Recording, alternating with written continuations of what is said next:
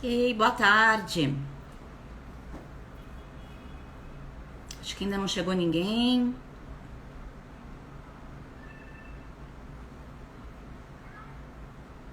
Então, o Nilson chegando por aqui, deixa eu chamá-lo. Vamos aqui.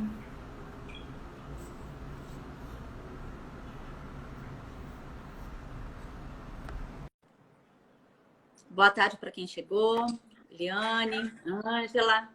Olá, os dois. Olá, tudo bem? Boa tarde, meninos. Tudo bem? Boa tarde, tudo ótimo. E você? Oi, Cláudia. Oi.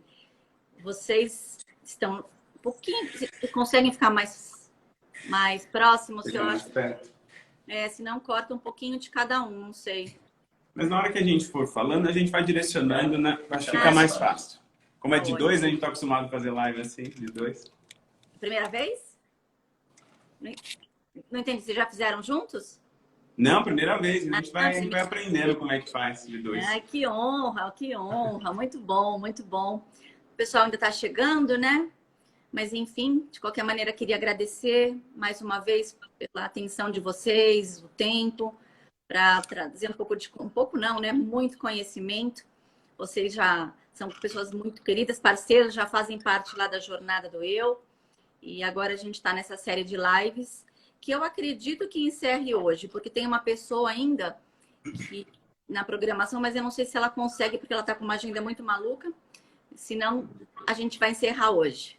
Vai ser um prazer poder encerrar uma série Né? tão legal como essa que foi dessa Muito bom demais. Foi bem interessante mesmo. E depois, inclusive, assim que eu tiver todos os links, eu vou colocar também dentro da Jornada do Eu. Porque eu acho legal, nem todo mundo que está numa mídia está noutra, então é uma forma também de mais pessoas conhecerem um pouquinho do que a gente vai falar, porque é muito importante, né, gente? É um assunto que não tem como fugir. E então, olha, a gente já está com 7 pessoas para as quais eu queria dar boa tarde, agradecer a presença e pedir então que vocês se apresentem, porque vocês vão fazer muito melhor do que eu essa apresentação, né? Eu passo a palavra para vocês então, para que a gente possa começar aí os temas, porque tem muita coisa para a gente falar. Legal. Obrigado, Cláudio. Meu nome é Nilson Moraes Júnior, sou advogado, sou sócio aqui da Moraes Leal Advogados. Hoje eu atuo principalmente com planejamento patrimonial acessório. Mas lá atrás, no começo, lá atrás, né? Eu não sou tão velho, mas quando eu comecei a carreira, eu sou formado há 6 anos. Quando eu comecei a advogar, um dos principais casos que apareceram para mim foi muita questão sobre dívida bancária. Fiz muita defesa. Foi lá no final foi em 2014, né? 2015, assim, bem no auge da crise ali no final do governo da Dilma, tal, na reeleição. E então assim, tinha muita empresa com problema bancário, muita dívida. Então eu comecei trabalhando com dívida bancária. E aos poucos as coisas foram melhorando, os clientes foram se reerguendo. E dentro desse contexto de problema financeiro, de dívida e tudo mais, a gente foi aprimorando. E hoje a gente trabalha muito com essa ideia de planejamento, tanto patrimonial, de proteção de bens, proteção do negócio como um todo, e como da questão pessoal também, do sócio de uma empresa, da pessoa que está precisando construir um negócio, proteger o patrimônio da família em relação aos riscos que todo empreendedor tem. Mesmo as pessoas físicas normais também têm muitos problemas, muitos riscos dentro do seu dia a dia, então a gente pensa em tudo isso. E o Thiago vai se apresentar mais por um lado da Previdência. Boa tarde a todos, sou Thiago Moraes, sou advogado e também poucos anos ainda de advocacia, mas comecei a trabalhar aqui no escritório praticamente desde os 15 anos, já tendo bastante contato com os clientes, vendo as necessidades, e depois, assim que eu me formei, a gente viu que nós tínhamos uma necessidade muito grande por parte dos nossos clientes com relação à parte previdenciária. Boa parte dos nossos clientes empresários, pessoas que tinham empresas e simplesmente não pensaram muito nisso. E agora, no melhor momento, aí começamos a trabalhar com planejamento previdenciário. Então, pessoas que sempre, por exemplo, recolheram por muito pouco, não pensavam, né, que no momento mais avançado da idade teriam alguma necessidade. E aí a gente começou a trabalhar com esse tipo de planejamento. E a gente achou muito legal que acabou casando bastante com um tema que o Júnior trabalha muito bem, né? E com essa necessidade a gente começou a trabalhar dessa forma. Atuo com direito previdenciário como um todo, mas trazendo aqui um pouquinho da nossa live, é realmente fazer essa estruturação, né, de forma que não fique pesado para o cliente e ao longo dos anos a gente consiga construir uma estabilidade bem bacana para a velhice, né, para o futuro. Que ótimo. Então, assim, na verdade a gente vê que é um tema totalmente relevante, né? Porque ainda mais num país como o nosso, tão instável, se a gente não começar desde cedo a ter um planejamento, a pensar no futuro, a gente, quando chegar lá na frente, a gente vai encontrar imensas dificuldades, né? Então, assim, com que idade vocês acham que a pessoa tem que começar a planejar? Já no primeiro salário, vocês diriam? Como é que vocês encaram isso? O que vocês falam para o cliente de vocês no dia a dia? Eu brinco que o melhor momento para você começar é ontem, né? Mas ontem já foi, então o segundo é hoje. A lógica financeira, ela funciona de uma forma muito simples. O tempo, ele pode ser o seu aliado ou o seu maior problema. Quanto mais cedo você começar, menor serão as necessidades de aportes. Se você tem 30 anos pela frente, um valor baixo todo mês que você invista nisso, rapidamente, ao longo do tempo, você vai ter uma condição financeira gigante. Se você pega umas simulações, a pessoa com 20 anos faz aportes super pequenos, ao longo de muito tempo, ela está com muito dinheiro. E quanto mais velho você começa, maior é a necessidade de aporte. Então, fica mais difícil para você alcançar a sua independência financeira. Uma coisa legal... Mas é possível também, né? O ponto é possível, né? Em ambos os casos, pensando em quem nunca recolheu para aposentadoria e quem também não tem ainda um pé de meia. É isso que eu acho que as pessoas têm que entender. Ah, se eu não fiz até hoje, então não adianta fazer mais. Não. Passa. Uma coisa legal que você tocou no assunto, Cláudia, é com relação à estabilidade, né? Ano passado, a gente passou por uma reforma muito brusca com relação à Previdência, né? Pegou muita gente de surpresa e, por um lado, foi bom, porque colocou muita gente em alerta também. E essa questão de quanto antes começar é muito real. A gente trabalha também com alguns planejamentos previdenciários, mas também com previdência privada. Porque muitas vezes não é interessante para o cliente, a depender do momento que ele está, investir demais. Às vezes o tempo já passou, talvez não seja interessante investir muito forte em previdência social, mas sim numa previdência privada. E a gente estava trabalhando com um cliente há algum tempo, que justamente isso, ele não era tão velho, assim, aliás, muito novo, em torno de uns 30, 35 anos. Ah, e bom. a saída para ele foi partir, não, né, mantendo os limites ali da Previdência Social, mas a gente conseguiu sugerir uma Previdência Privada que foi a saída desse negócio, né? E sai muito mais em conta do que uma pessoa que começa com uma idade mais avançada. Deixa eu até perguntar uma outra questão. Não para uma pessoa que tenha a idade avançada, mas que nunca contribuiu. Também tem essa questão. Poxa, vou começar agora. O MEI pode ser um caminho para essa pessoa? Sim, com certeza. O MEI, na verdade, ele tem uma alíquota mais baixa, tá? Paga-se uma alíquota bem mais em conta e tem algumas garantias. Eu tenho alguns posts a respeito. O problema do MEI é que não garante todas as formas de aposentadoria do que uma contribuição convencional. Mas para aquele, né, pequeno empreendedor, aquele microempreendedor, é muito interessante, sim. Porque em algum momento, vai ter sua aposentadoria garantida, né? Vai chegar o momento dele usufruir, sim. Isso é interessante. Muito bacana. E vocês acham que o brasileiro está sabendo se cuidar um pouquinho melhor ou ainda não? O que é pior? Não saber se cuidar ou se endividar até o teto? O que vocês acham aí? O que é pior? A gente tem um problema muito grande relacionado à questão da educação. Hoje, com o advento das redes sociais e mais informação chegando, existe um movimento de conscientização a respeito da educação financeira, da necessidade de um planejamento. Mas isso ainda está indo muito devagar e as camadas que mais precisariam desse tipo de informação ainda não têm. Eu costumo dizer que o nosso problema é base. A gente aprende coisas super complexas na escola, entre biologia, matemática, aquele monte de coisa, de equação de segundo grau, e a gente não aprende a coisa que, para mim, é o mais fundamental na vida de qualquer pessoa, que é ter educação financeira, que é aprender a se programar. Então, o brasileiro ele ainda tem uma necessidade de adquirir, de adiantar consumo, que faz com que o endividamento seja muito alto.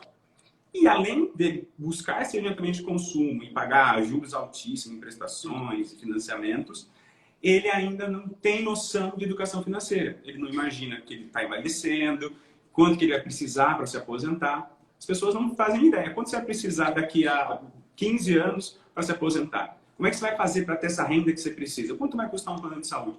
As pessoas, na grande maioria, mesmo as pessoas mais estudadas, a grande maioria não tem essa consciência. Trazendo um pouquinho para a área da previdência, o que eu mais ouço dos clientes é: eu achei que isso nunca fosse acontecer, não sabia que era assim, que os cálculos eram feitos dessa forma, e se assustam com o resultado de uma aposentadoria, com benefício, achando que esse momento estava muito distante. Então, realmente, eles acabam tomando um susto nesse momento que mais precisam, né? E tem uma outra questão que eu acho que vocês podem também falar, é que hoje em dia a CLT, cada vez está menor o número de pessoas, né? Tem migrado muito para CNPJ, ou então para informalidade, e é uma tendência que tende a crescer, né? Que as pessoas cada vez mais prestem serviço como CNPJ, enfim. Essas pessoas, porque até quem está na CLT tem todo o cálculo de aposentadoria, de uma série de coisas feitos pela empresa. Agora, quem faz essa migração ou quem começa já desse lado, é pior ainda, né?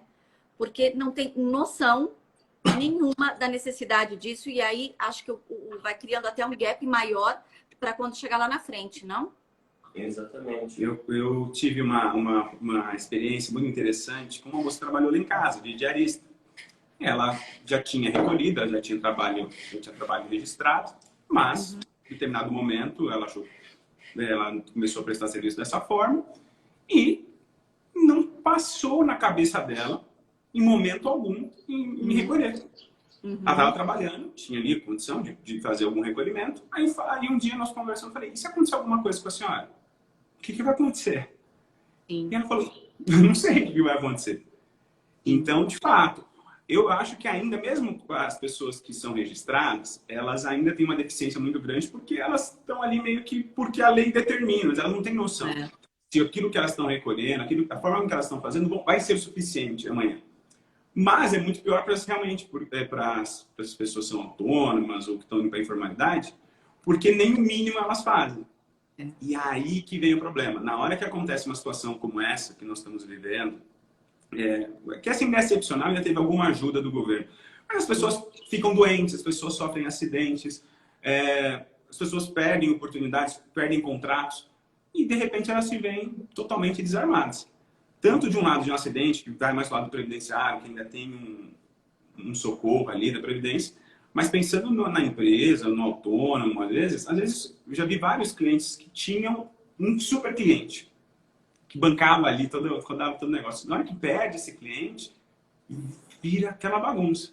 Então, a programação, ela serve para tudo isso. E isso que você falou faz muito sentido. Quando a gente fala desses descontos, né, de CLT, na verdade, se tivesse a opção, com certeza os colaboradores não pagariam. Né? Não gostariam que não tivesse esse desconto para sobrar mais no final do mês, obviamente. E não tem a coisa também de poupança, não iam guardar, né?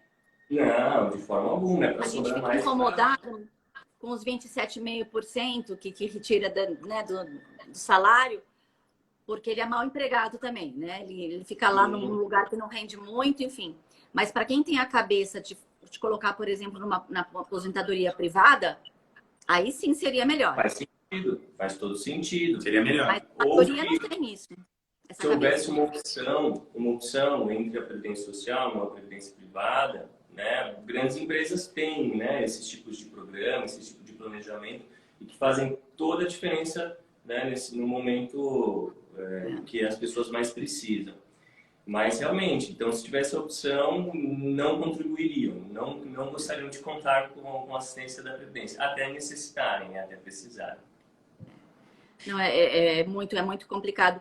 E você acha que agora as pessoas estão um pouquinho mais assim conscientes de que precisam buscar essa ajuda, tanto para a empresa como para o autônomo? Vocês viram algum aumento de demanda em relação a isso?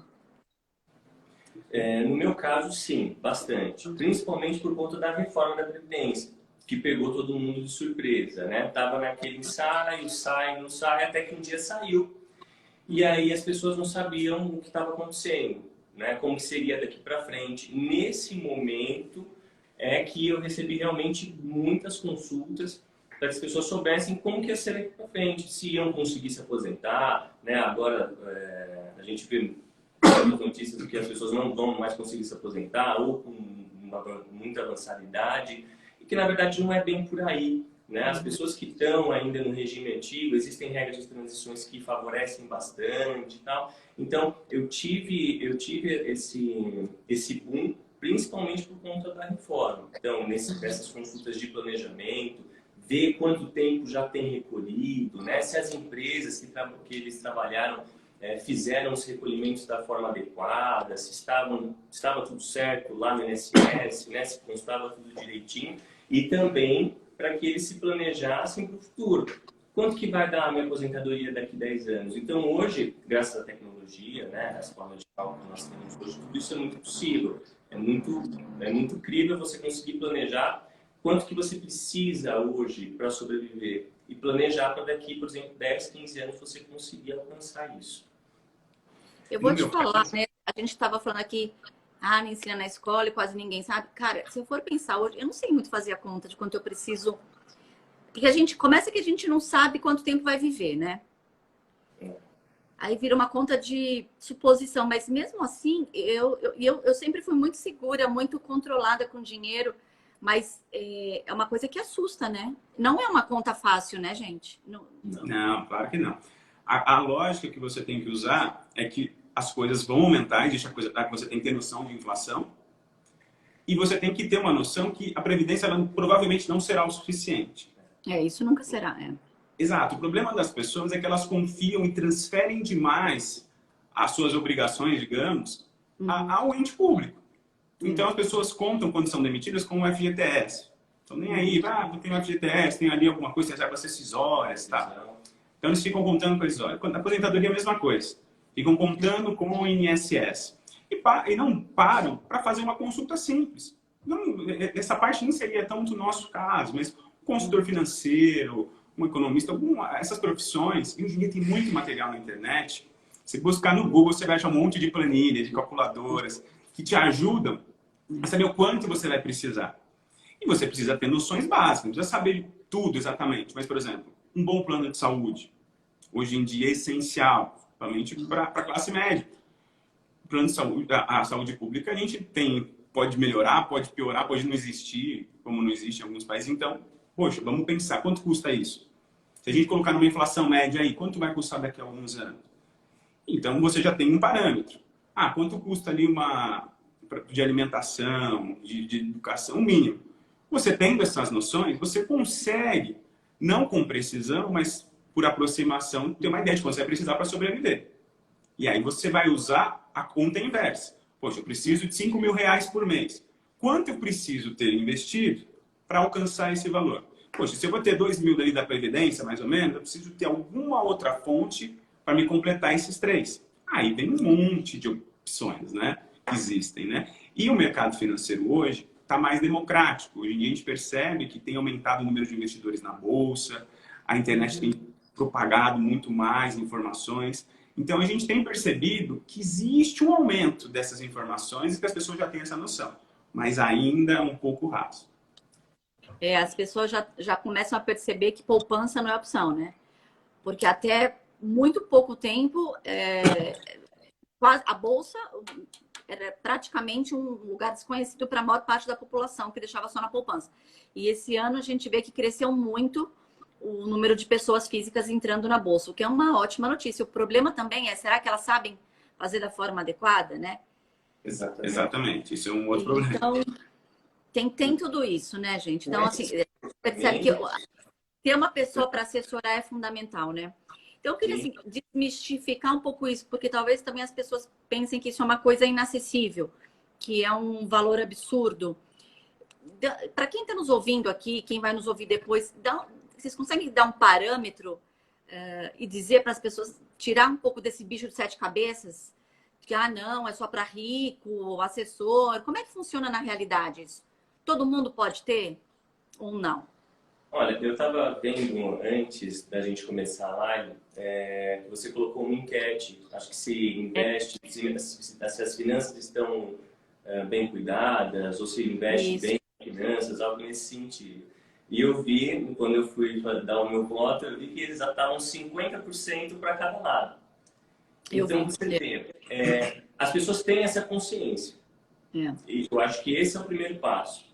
Né? Saber que precisam realmente de um auxílio e buscar realmente ajuda profissional. E com o que a gente tem hoje, é muito tranquilo você trazer, lógico, cada um adere a um tipo de risco, outras pessoas não, uns têm mais, outros têm menos, e você consegue realmente triar um caminho para cada tipo de perfil de pessoa mesmo. Né? E nesse sentido, os profissionais são a mesma coisa. Pega qualquer exemplo de profissional, você vai ter diversos preços, diversos estilos, formas de trabalho. Então, eu entendo que tem público para cada tipo de profissional, então acho que é super possível as pessoas terem acesso a esse tipo de informação. Eu costumo dizer que, na verdade, não importa o quanto você ganha, importa o quanto você guarda. Porque eu conheço gente que ganhava muito dinheiro, ganhava muito bem e no final das contas não construiu nada. E teve outras pessoas que ganhavam pouquinho, mas conseguiram construir muito. Hoje em dia a gente tem uma vantagem também, que são as corretoras de investimento, as corretoras de valores. A grande maioria delas possuem profissionais que não cobram nada por esse serviço. Porque assim, eles ganham por você estar investindo ali com eles. Então, eles vão ter taxas que os próprios bancos pagam e tudo mais. Então, a vantagem deles é ter quanto mais dinheiro dentro da carteira deles, eles vão receber as taxazinhas e vão ganhar. Então, você aplicar sozinho na bolsa, você pega uma corretora que não tem nenhum tipo de custo, ou com eles, você vai ver que o custo, na verdade, é quase o mesmo. Então, assim, aprender a investir, hoje em dia, qualquer um aprende. E, como eu disse, na internet está cheio de conteúdo, tem canais assim, de educação financeira, tem gente que dá dica de investimento, tem muita informação hoje de graça na internet. Pra o que tudo, é mais né? difícil, Pra tudo, o que é mais difícil hoje, o que eu venho buscando também, é conscientizar as pessoas. É trazer para a realidade, todas as realidades, da pessoa que ganha um salário mínimo, a pessoa que ganha, sei lá, 100 mil reais por mês, que se ela não pensar na manhã, se ela não pensar em fazer uma reserva de emergência, se ela não pensar na aposentadoria dela o quanto antes, chegará um momento em que ela vai ter um problema. Não importa o quanto ela ganha. Entende? Então, não é exatamente relacionado ao quanto ganha, e sim a forma de trabalhar o seu dinheiro. Então, só reforçando, né? A gente tem corretoras de forma gratuita, consulta de forma gratuita, e ao aportar, também isento de taxas. Então, realmente, eu acho que está aí para todo mundo. Não dá para falar que não faz porque não tem como, né? Não dá para ficar fazer, em relação a nada mais hoje, né? A gente não pode ficar numa situação, refém de uma situação, né? Simplesmente deixar ali o barco correr, não tomar pé da situação, porque senão realmente quando a gente acordar o estrago vai ser grande. Porque mesmo a pandemia que a gente atravessa também, eu acho que também causa um despertar muito importante, né? Sim. E ver que se talvez tivesse uma reserva, tivesse algum planejamento, né, talvez a situação seria diferente. Então, eu acho que o planejamento em si se tornou essencial. Não, eu concordo que tem que ser. Vocês acham que o que é pior? Para quem não ter planejamento ou gastar muito? Só para fechar. Se for falar assim, você falar para o teu filho hoje, filho, Você tem que aprender a colocar moedinha no cofrinho. É mais importante ele entender isso? Ou é mais importante ele saber que ele não pode guardar, ele não pode gastar toda a mesada dele? Eu acho que ter planejamento é mais importante. Porque as É? pessoas, elas têm que ter consciência que elas podem realizar todos os sonhos. Gastar não é o problema. É saber gastar. Então, o planejamento, se ela sabe que, poxa, para eu chegar aqui eu tenho uma trilha a seguir. Eu até dou um exemplo. Eu tinha vontade de comprar para minha esposa. A gente já vem considerando trocar aliança já faz um tempo. E ela falou, olha, quando chegar em tal data eu quero trocar. A gente não trocou na data que a gente tinha planejado. Porque eu falei, nós não alcançamos o nosso objetivo. Nós só vamos poder fazer isso depois de alcançar o objetivo. Então, assim, não é o problema do gastar, do comprar, do ter. E sim de saber comprar na hora certa. Então, assim, primeiro você tem que ter uma estratégia.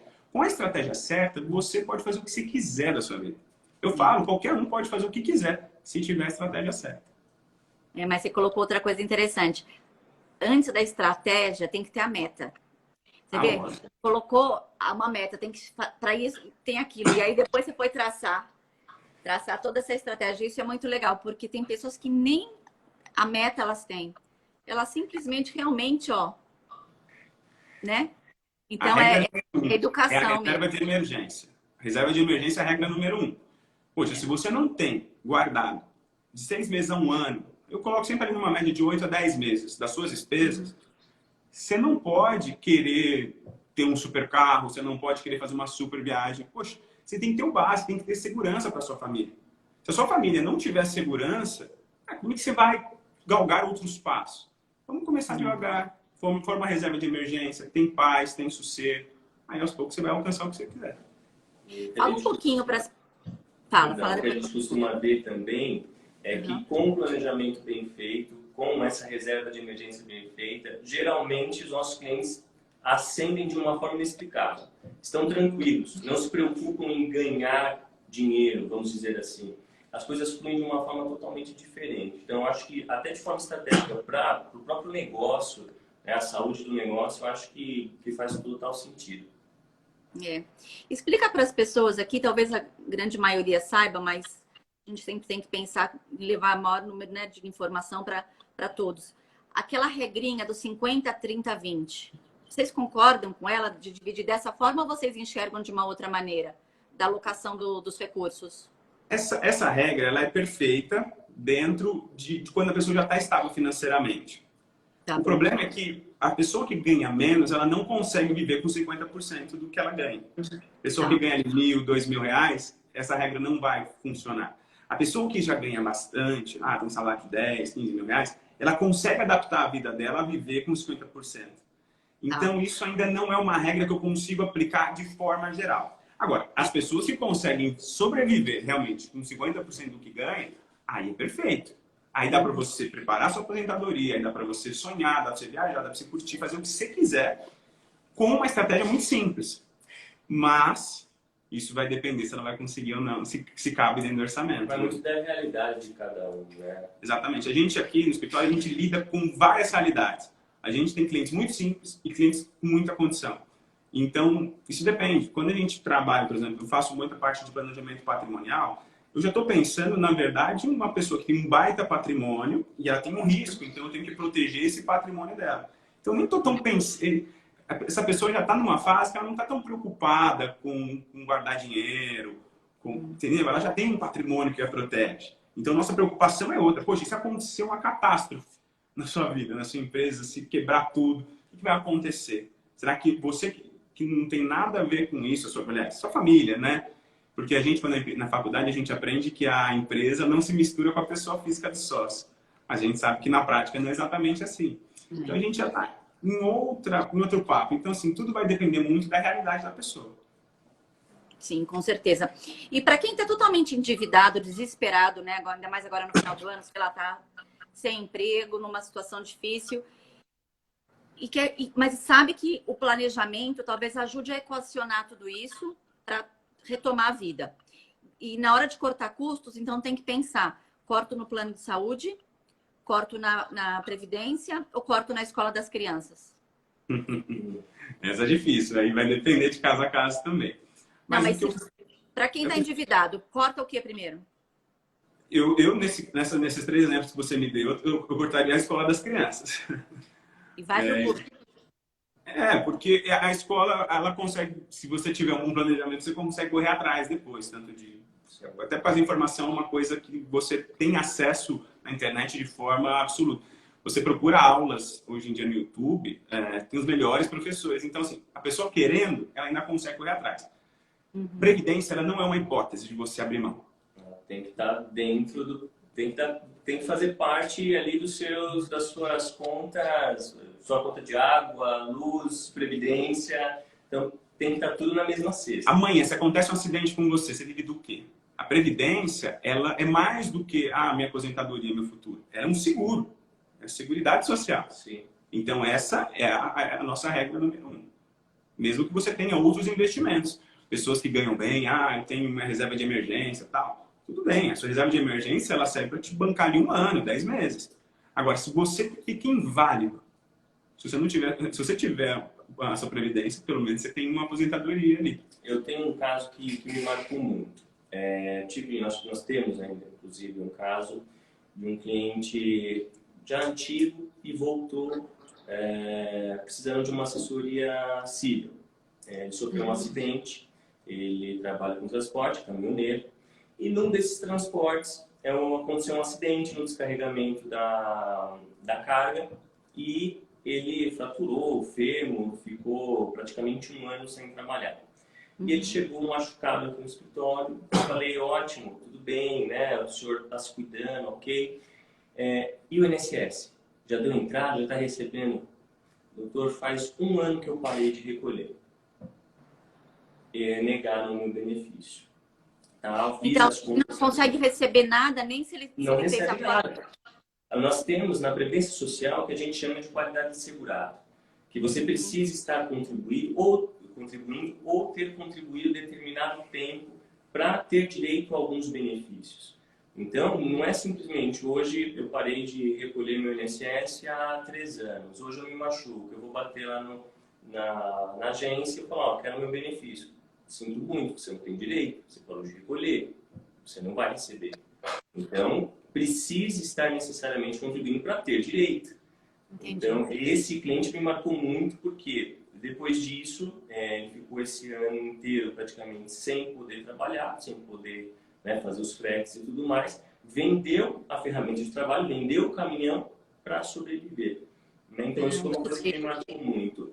E talvez se ele tivesse tirado um pouquinho ali da renda mensal, sempre ativo, talvez não teria acontecido isso. Verdade. Assim, e é tanto detalhe, né, gente? É tanta coisa. Eu acho que, inclusive, pela burocracia do nosso país, né? O que vocês colocaram no início, a falta de educação, que era uma coisa que as pessoas tinham que aprender na escola, o mínimo do mínimo do mínimo do que elas têm que manter, como elas têm que fazer. E depois de tudo, a gente não tem orientação para nada. E aí, às vezes, por uma coisa besta dessa, o cara fica sem respaldo, né? Eu percebo que ele ainda entrou achando que teria direito. Não sabia. E eu, atendendo os meus clientes, eu vejo que realmente falta muita informação mesmo. Então, eles não sabem o que acontece se eu parar. E por quanto fazer? Por quanto que eu pago para ter tanto? Quanto tempo que eu demoro para aposentar? Não sabe. Então, realmente, a questão da informação, a burocracia, as alterações constantes também acabam prejudicando. Então, eu acho que tudo isso acaba colaborando para que eles não tenham tanta certeza do que vai acontecer, do que tem direito ou não. Ai, meninos, dá até uma falta de ar, sabia? Dá um medinho. Dá, porque, olha, eu que trabalhei, tive minha carreira sempre na CLT, eu não entendo muito dessas coisas também. Porque aquilo a empresa fazia, recolhia. Eu, como vocês falaram, também achava, ai, que droga, né? 27,5% do meu salário.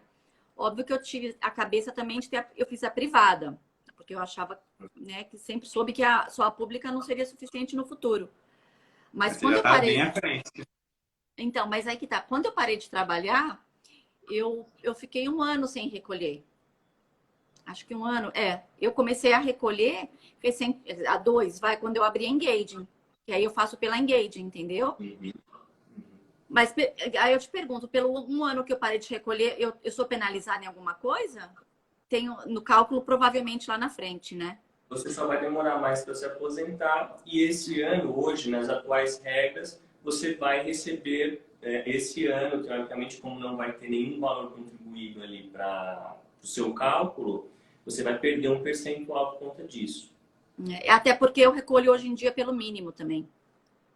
Que eu acho que a maioria das pessoas que resolveram manter só para não perder o benefício também façam dessa forma, né? Não sei se vocês têm algum acesso a essa informação. Deve ser assim, né? Nós temos clientes que ganham 10, 20 mil por mês em empresas e recolhem pelo mínimo. Enquanto o correto seria fazer com base numa retirada, no valor do qual colabore e escolhem pagar menos. Porque aí eles estão fazendo a privada, é isso? Alguns sim e outros não. Alguns simplesmente acham que o dinheiro fica melhor aplicado em imóveis, por exemplo, em outros tipos de negócio. E depende da realidade de cada um. Eu tenho clientes que são muito bons com investimento. São pessoas que são verdadeiros exemplos pra gente.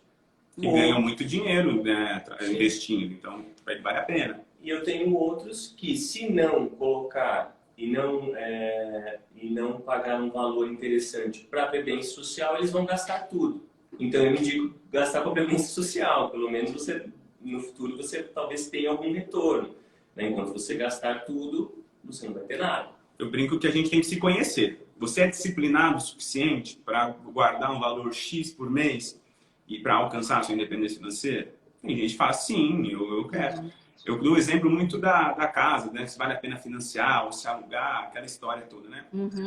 A conta vai depender de casa a casa, de taxa de juros e tudo mais.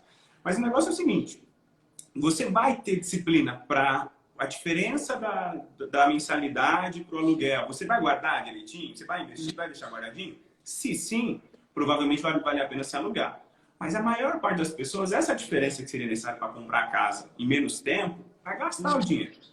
Poxa, se você não vai ter disciplina para cumprir o jogo do jeito que a gente quer, para você economizar dinheiro e ganhar tempo, é melhor você pagar o financiamento, porque pelo menos no final lá dos 20 anos você vai estar com a sua casa.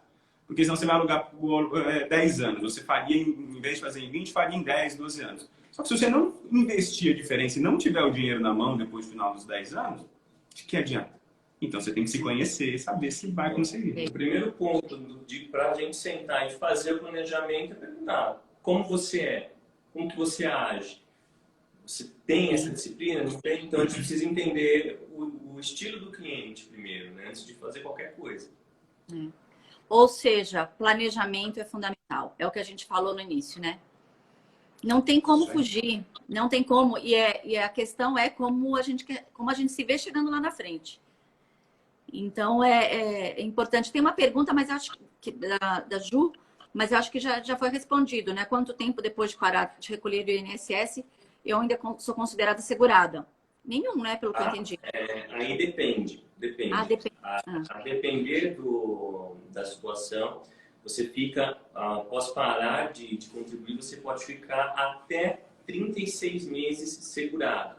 Só que para isso você tem que ter, por exemplo, 15 anos de contribuição ininterruptos, não pode ter uma janela sem pagar, você não pode ter perdido a qualidade de segurado em outra oportunidade, o que é muito difícil. Porque é muito difícil, tá? Para uma realidade da média dos brasileiros, isso é muito difícil. O mais comum é que a pessoa fique até um ano segurado, mesmo sem recolher. Tá. Essa é uma informação importante. Deixa eu até olhar aqui a minha colinha das coisas que eu perguntei, que a gente foi conversando, eu meio que me perdi. Bom, eu tinha uma pergunta aqui, mas acho que a gente respondeu de outra forma. Dos conselhos para quem está endividado. Eu acabei perguntando o que cortava, né? Mas acho que aquela pergunta não era Mas ideal. eu tenho um conselho melhor do que o corte. Eu costumo dizer que investimento é hábito. Porque não importa o quanto você ganha, sempre tire um pouquinho para investir. Seja R$10, R$15. Não é possível que você não vai conseguir tirar R$5. Isso. O importante é o hábito, porque se você... o que normalmente acontece? A pessoa ganha um pouco e não tem condição de investir. Aí ela não tira nada, não tira nem R$5, nem 10, nem nada. Quando ela aumenta o salário, aumenta a condição dela, ela vai aumentar o padrão de vida dela. Ela não vai começar a investir só porque ela teve um aumento de salário. Por outro lado, a pessoa que está acostumada a investir 5, 10, 20, R$30, que seja pouquinho, quando ela tiver um aumento de salário, ela vai já estar habituada a fazer isso. E provavelmente aqueles 20, R$50 vai para 100, 200, 300. E aí o hábito é mais importante do que o valor. Então, a primeira dica, a regra de ouro é: não importa o quanto você ganha, comece a investir. É isso. E para quem tem pouquinho, aí são investimentos não tão estruturados, né? Aí seria o caso de uma poupança mesmo ou não? Jamais? Jamais, Não. Né? Não, eu não jamais. Pode ser. O pessoal fala muito mal, porque não rende e tudo mais, mas aí depende qual que é o seu objetivo. Mas não precisa. Eu costumo dizer ao pessoal, você tem, R$100 para investir? Coloca R$50 num Tesouro Selic, que vai te dar mais segurança. Arrisca 25, 30. Hoje tem fundos imobiliários, por exemplo, que é um tipo de investimento que eu gosto, de renda variável, que custa R$10, R$11. Poxa, arrisca, compra 5 cotinhas lá para você ver como é que é R$50. Vai aprendendo, diversificando, mesmo com um pouquinho. Porque você compra uma açãozinha lá, custa pouquinho, R$30. Poxa, mas você vai pegando gosto, você vai entendendo. E se você pega lá R$1.000 e compra de ações, no outro dia ela cai, você fica desesperado. Então você não tem maturidade ainda para comprar R$1.000 em ações. Então compra lá, R$50, R$20 de uma coisa, R$20 de outra, para você criar a estrutura, para você entender o mercado, ver como é que funciona, quando cair, não tremer, e quando subir, poder aproveitar. Então, é a minha dica. Vai diversificando. E é o que eu falei, as corretoras hoje, a maioria não cobra nada. Então, você pode conhecer meus produtos sem maiores dificuldades. Sim. E em relação à previdência, o que você acha melhor? Fazer aporte mensal? Ou se você, vamos supor que você recebeu um bônus, coloca tudo lá de uma vez só? Depende. E não faz um mês a mês? Depende, se for uma previdência privada, tem que ver o que o banco, né, o corretor, o que eles estão oferecendo para ver o que é possível. Né? Tem situações que você só consegue fazer aqueles aportes mensais, você não consegue fazer mais. Para a previdência social, você tem um limite. Nós temos o teto previdenciário, que hoje está em R$6.100 aproximadamente, que você só consegue recolher até aquele limite. Não dá para recolher mais. Então, se eu ganhar 200 mil hoje, esse mês, e eu quiser recolher sobre 200 mil, eu não vou poder. Eu vou recolher necessariamente sobre R$6.100.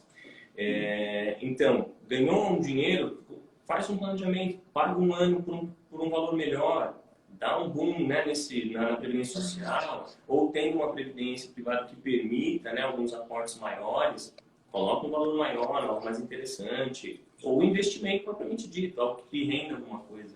Deixa eu dar uma dica sobre sobre previdência privada, né, sobre os famosos PGBL. Os PGBL, eles têm umas vantagens em relação a outros tipos de investimentos, no geral, porque ele não entra em inventário e você pode direcionar para uma pessoa e você não paga imposto sobre isso. Então, às vezes, uma das coisas que a gente se preocupa é qual é o custo de um inventário hoje, de um patrimônio mais vultuoso. Se a pessoa, quando ela morre, ela vai pagar de 4% a 8% ali sobre aquele patrimônio. Já se tiver numa previdência privada, aquele dinheiro ele não vai passar para aquela burocracia gigante do inventário, eu não pago imposto e eu direciono até os valores para as pessoas que eu quero. Então, até como planejamento sucessório, a previdência privada pode ser muito eficiente. Sim. Você sabe que é interessante porque minha mãe, meu avô, ele faleceu tem uns 10, 11 anos, não lembro agora exatamente, mas ele deixou lá um dinheiro lá para ela, para os irmãos. E eles não sabiam que tinham que pagar o imposto, aquela coisa, né? Quando foram descobrir, era já um dinheiro muito maior. Quer dizer, se eles soubessem na época disso, eles teriam tido acesso ao dinheiro mais rápido e não teriam pago o imposto. Enfim, uma série de coisas. Então, aí você vê. E são pessoas que têm, né, vamos dizer... Instrução, exato. Triste. Exato. Eu falo, tem muitos clientes que querem fazer um planejamento sucessório agora, né? Nem pensando só na aposentadoria. Poxa, como é que vai ser? Eles colocam em previdência privada, em PGBL, um valor suficiente para bancar todas as despesas de inventário, tudo que vai acontecer, de impostos e tudo mais. A pessoa tem um capital muito grande, financeiro, faz um PGBL, deixa tudo arrumadinho, e é uma das utilidades boas de um planejamento previdenciário também. Eu imagino que quando você falou de proteção de patrimônio, seja uma das coisas, para quem tem muito dinheiro, seja uma das coisas que você orienta de cara, né? Exato. Até por questão de dívida, o PGBL tem natureza como se fosse um seguro. E pelo Código de Processo Civil, a natureza de seguro ele é impenhorável. Então, mesmo quem recebe tiver dívida, ou o fazer tiver dívida, esse dinheiro ele não vai para pagar dívida. Ele vai realmente para a pessoa. A pessoa está devendo, vai ganhar R$1 milhão. É impenhorável. Isso que é muito legal. Legal. Tem alternativa, tem muita coisa bacana para fazer. Então, mas sabe por que não divulgam também? Muito assim? Porque não interessa tanto, né? Muito, porque concorda? Tem uns benefícios que não é do interesse de todo mundo, né? Falar, então, olha, gente, que live bacana. É que eu acho que, na verdade, é um assunto denso ainda. É um assunto denso. A gente explicar... Você vê quanto tempo a gente está conversando aqui, você viu que a gente nem seguiu muito o roteiro, porque é um assunto que tem densidade. A gente consegue falar horas e horas sobre isso e vai embora. Então, assim, demanda realmente muito estudo, muita busca.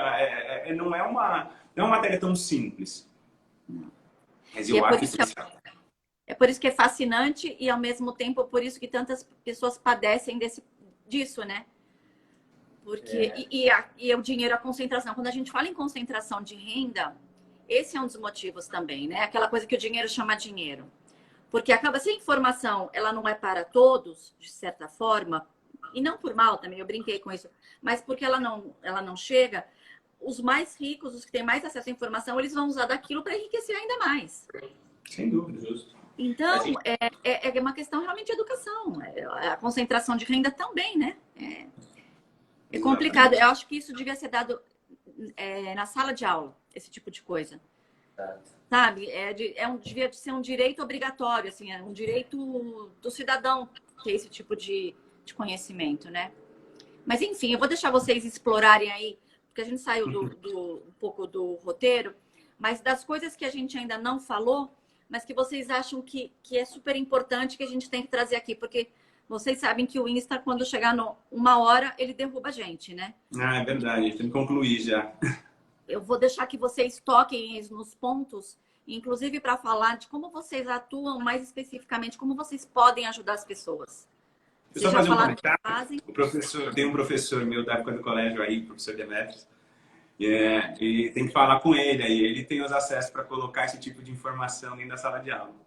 Olha, professor, por favor, nos ajude. Vamos fazer esse Brasil é isso que faz um Brasil mais justo, mais tudo. É dentro da sala de aula. Exatamente. Obrigada pela presença, viu? Mas vamos, meninos, a palavra está com vocês. Olha, eu acho que a gente já explorou o principal. Dentro de uma cadeia, dentro de uma lógica, é isso. Vamos pensar que a gente tem que ter planejamento. E começa quanto antes.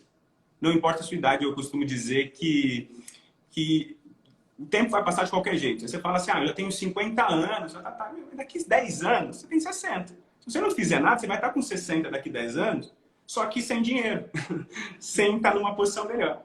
Então não importa, é lógico, se você começar hoje, quem tinha 20, 25, 30 anos assistindo, e começar agora, é lógico que você tem o tempo a seu favor. Né? Aqui 40 anos vai estar com 60, uma posição muito mais confortável, exatamente. Então, o segredo é esse. Começar o quanto antes, independentemente da sua idade, com inteligência e com planejamento. Fazendo isso, guardando um pouquinho, depois de aumentando o patrimônio, saber dividir tudo isso, saber proteger, tomar os cuidados necessários. E, é claro, quanto mais complexo é um patrimônio, quanto mais complexas são as atividades, aí sim, os profissionais, a gente faz esse trabalho de estruturação dos bens de uma família, de proteger um patrimônio da empresa que tem um risco muito grande. No Brasil, tudo é risco. Né? As coisas, como o Thiago falou, as coisas mudam. As pessoas estavam contando com a aposentadoria de um jeito, de repente teve uma reforma e as coisas mudaram.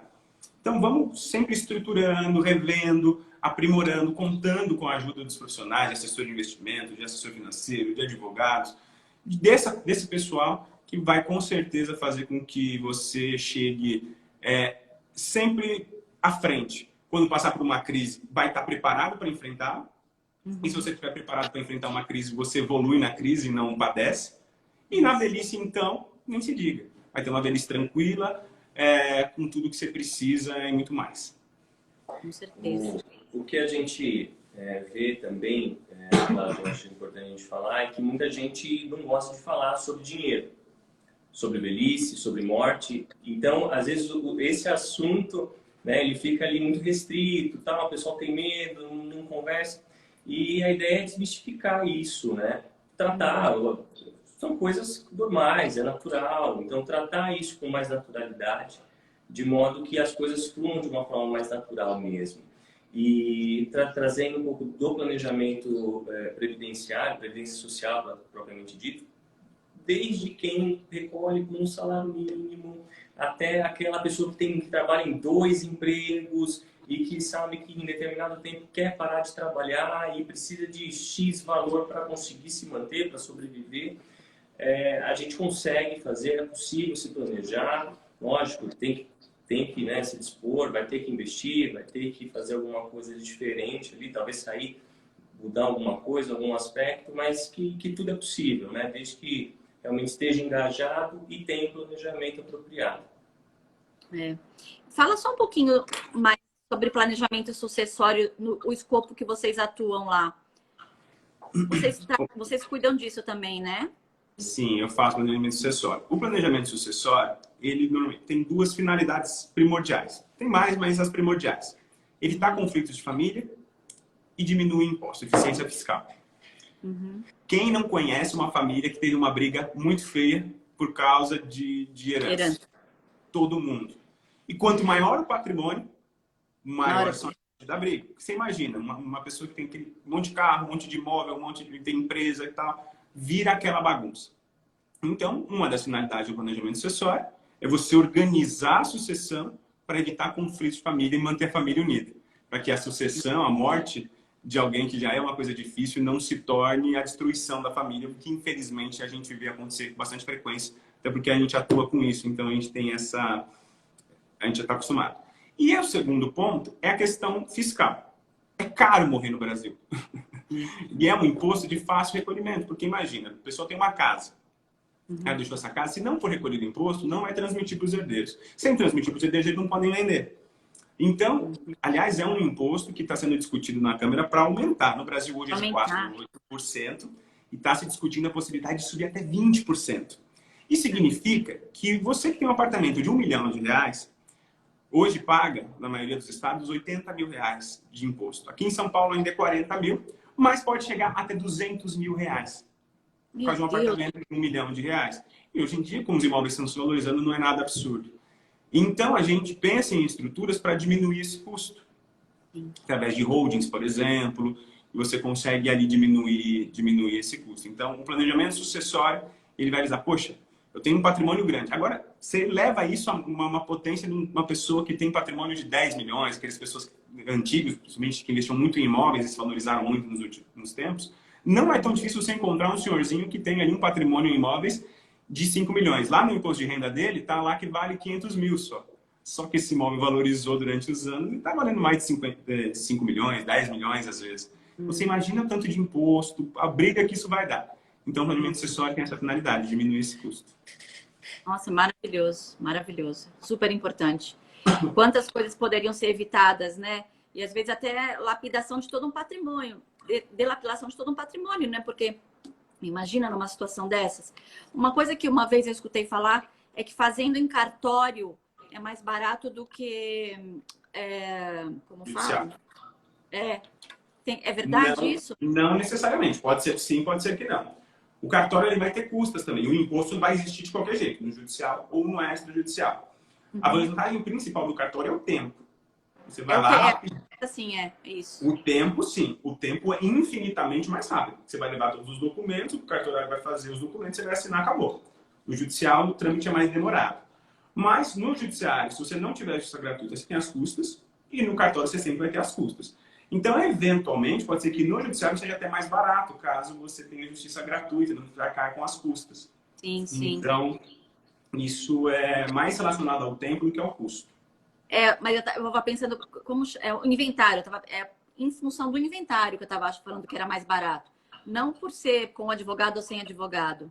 Não, sempre vai ser com advogado. Sempre tem que ter. Mesmo o extrajudicial vai ter advogado. Então, é o fato de ser judicial, feito no Poder Judiciário, ou extrajudicial no cartório. Essa é a diferença que existe. No cartório, você vai pagar as custas para o cartório, e para o judiciário, você vai pagar custas para a justiça. O que realmente faz diferença é o tempo. É muito mais rápido, mas existem regras. Não é todo mundo que pode fazer no cartório. Não pode ter herdeiros menores, não pode ter briga ali para ver quem vai ficar com o quê. Então tem que estar tudo redondinho, todo mundo maior capaz, aí sim pode ser feito no cartório. Entendi.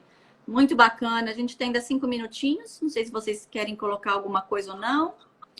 Só agradecer mesmo a oportunidade. É um tema que a gente ama falar e é o que eu falo. A gente tenta levar o conhecimento, gosta de falar sobre o assunto. A gente acha que é muito importante. Mas é um tema que as pessoas, infelizmente, ainda guardam resistência. Igual você falou, ganha pouco, ou então acha que não precisa, falta de informação. Então, ter um espaço como esse, ter o pessoal assistindo, tirando as dúvidas, é muito legal para a gente poder difundir um pouquinho mais isso daqui. Sim, com certeza. Eu que agradeço. E olha, a live vai ficar gravada no meu perfil. Eu coloco também no meu canal lá do YouTube da Jornada. E como eu falei, eu vou colocar dentro lá do curso também. Eu não gosto de chamar de curso, mas enfim, dentro lá do programinha da Jornada, para que realmente chegue longe isso aí. Porque é muito importante a informação, seja na sala de aula, né? Seja no boca a boca, seja como for, é uma maneira das pessoas viverem melhor, terem uma vida mais digna, né? Porque informação traz isso pra gente. E é isso, meninos. Só tenho a agradecer por vocês sempre serem tão receptivos, tão didáticos e ajudarem tanto. Foi um imenso prazer. Espero que a gente possa repetir. Com você, Cláudia. Precisando só chamar. Muitas vezes a gente vai descobrindo outros. Tema é o que não falta, né? Tema é o que não falta. A conversa vai longe. Dá pra gente fazer uma live só de inventário, se você quiser. Gente, então, maravilhoso. Maravilhoso. Olha, obrigada mesmo. Se a gente não... Se bem que a gente vai se falar por mensagem, mas fica aqui na imagem meu Feliz Natal, que seja muito bom, com muita saúde. E o ano que vem, assim, não digo perfeito, que nada é perfeito, mas que seja de muitas realizações e alegrias para todos nós. Seja um ano extraordinário. Amém, amém, amém. Para toda a sua família, viu? Tchau. Tchau, tchau. Obrigada. Tchau, tchau. Fiquem com Deus. E pessoal, não agradeci vocês que participaram, que estão presentes. Muito obrigada mesmo. E olha, se vocês souberem de alguém que esse tema é importante, compartilha. A live vai ficar guardada lá, é só mandar. Ou mesmo aqui agora, enviar ali o aviãozinho, tá bom? Manda para mais pessoas, para que fique todo mundo ciente do que tem informação aí disponível e que pode melhorar muito a vida. Obrigada mesmo pela participação. Um beijo.